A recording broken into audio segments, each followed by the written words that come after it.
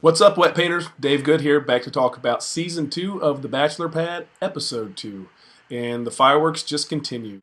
To start out, we had a competition that kind of reminded me of one of the competitions on our show where you had to pick out some of the bad qualities of other people and basically single them out. And the standout was Erica Rose. They had to go with who they thought was the least attractive. And Erica Rose pretty much got every egg thrown at her, so to speak, and well, literally.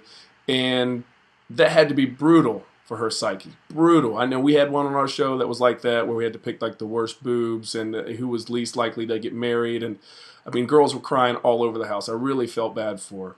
Mike Staggs won the men's competition and took 3 girls on a date, ultimately giving the rose to Holly. Now, I have to say that I know both of them very well, and this is the most real emotion that I've seen on the show. This isn't, Jake crying in the corner on cue because he wants more attention. This was real emotion. I feel for both of them. Melissa won the girls' competition, and I feel like she really made a big mistake here. She told Casey earlier on that they were going to take sides with each other and help each other out. And on the date, she took 3 guys, and towards the end of the date, Blake kissed her. And because of this, she gave Blake the rose.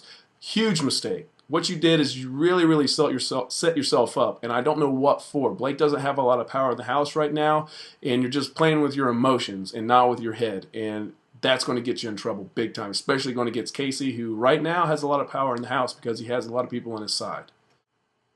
Speaking of stupid gameplay, Gia, what are you doing? You're going to go home over something like this? You're going to cry and leave the show because people are plotting and scheming? Well, just so you know, you were plotting and scheming the whole time.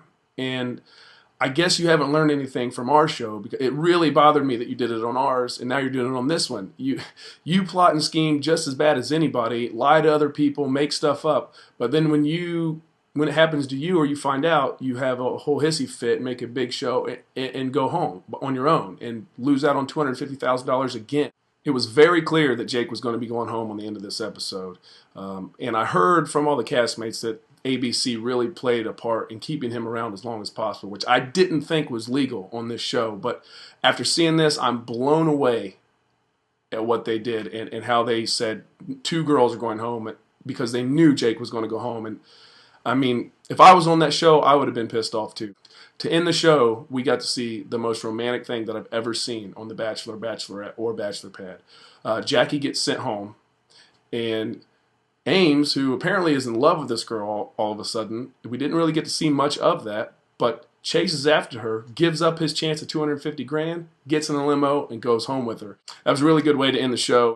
I got to give my shout outs to wetpaint.com. Thanks again. You can also see this on facebook.com/The Bachelorette fan site. You can follow me on Dave L. Good on Twitter. I'll see y'all next week. Take care.